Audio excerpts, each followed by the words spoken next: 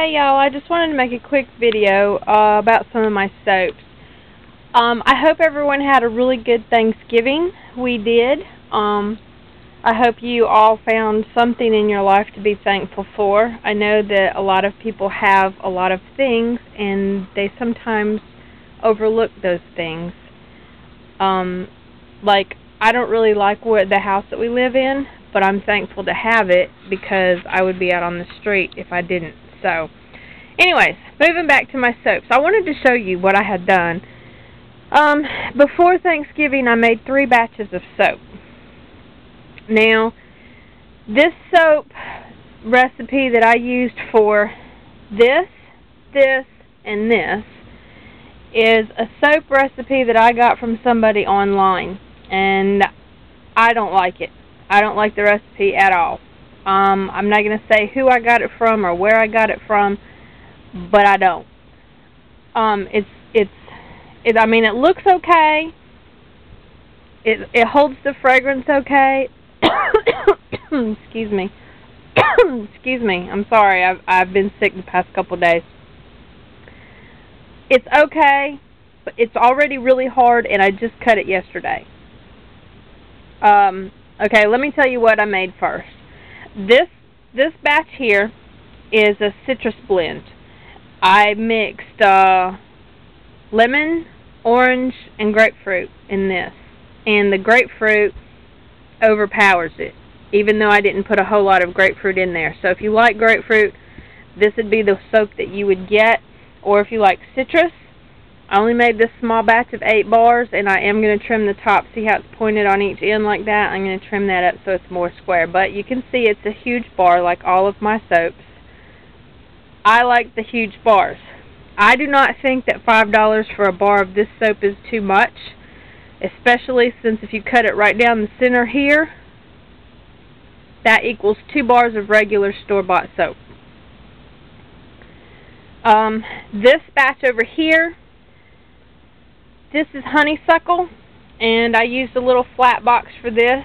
I made a small batch of honeysuckle. I don't know if you can tell that I put some gold mica across the tops to give it a little glitter and shine. This smells really strong of honeysuckle. When I shut my art room door, when you walk back in here, this is the scent that you're going to smell. It's very, very strong.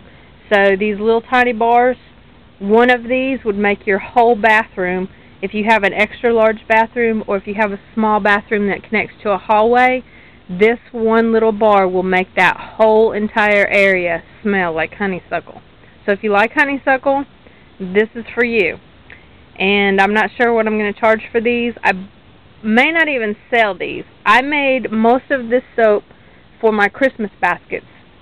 Because like I said, if you've been paying attention to my videos, you know that we don't have a whole lot of money this year. So I'm making Christmas baskets for my friends and family, and yes, they already know. They're getting my bath salts and honey rubs and my facial cleansers and my sugar body polishes, and they're going to get several of the soaps that I made. This is the other batch of soap I made, and you can see that all of these soaps, basically, let me see if I can hold these two where you can see. They basically have, this one is a huge bar, they basically have the same look, the same heavy feel to them. I probably won't use that recipe again. I mean, it's an okay recipe, but I like mine better. This is a tomato basil gardener soap. Okay? These are huge bars. Very, very huge bars. They take up almost my entire hand. This has pumice in it. I mixed some pumice up in there to give it some exfoliation, and I ground up some basil and I put some tomato and all that in there. So this is for gardeners, and it does smell more basil than tomato, but there is tomato in that. Okay, that's a really nice bar if you like those kind. But let me show you the difference in my soap and this soap. I don't know if you can tell the difference. I mean, I know it's obvious because one is white, or how about this?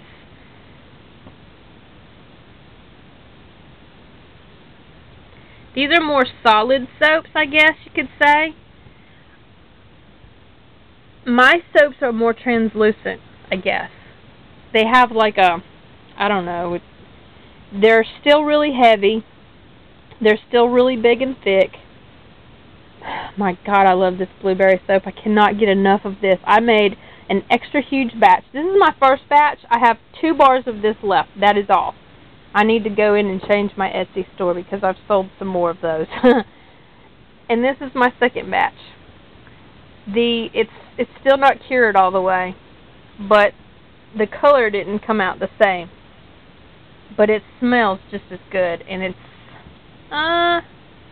not really that big of a difference in size. You line it up here. It's very minute. You know, it's almost the same exact size. But let me lay my soaps out here so that you can see that basically all of my soaps have the same kind of look to them.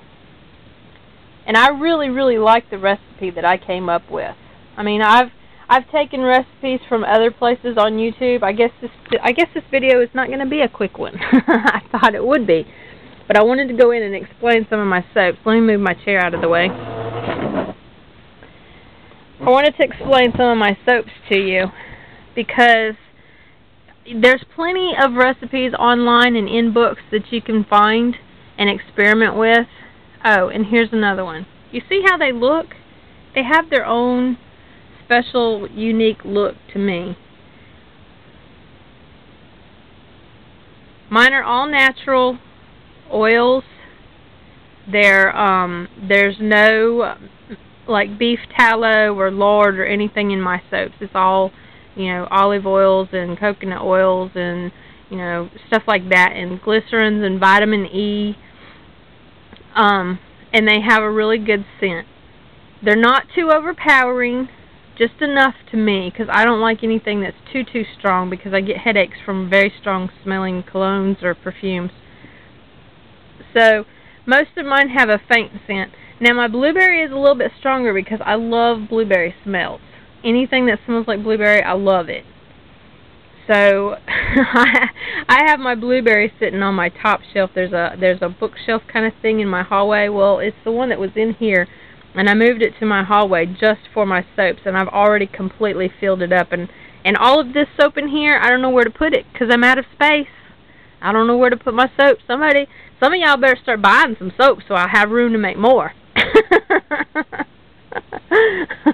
No, after Christmas it'll be way down again, I know.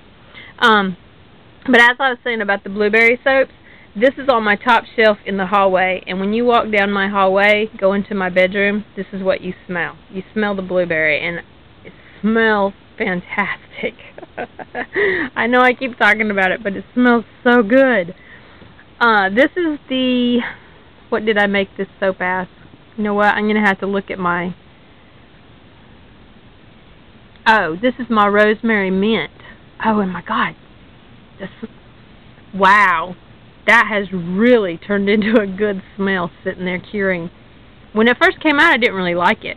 I thought, ugh, that's kind of a yucky soap. But it was another experiment. But it turned out really well. I use the same recipe for almost all of my soaps, you know, except for when I veer out and try somebody else's, which I don't really like those. But I use the same recipe, my basic recipe, and then I experiment with different essential oils or fragrance oils and different kinds of colorant and, you know, even flower petals. So I really like my soaps much better than the ones that I've bought from the stores. The stores dry my skin out really bad, and these have not. So anyways, just a little explanation, and I find myself rambling on and on. So I guess I'll let you go. Until next time, y'all. Have a good one. Please rate, comment, and subscribe. Bye, y'all.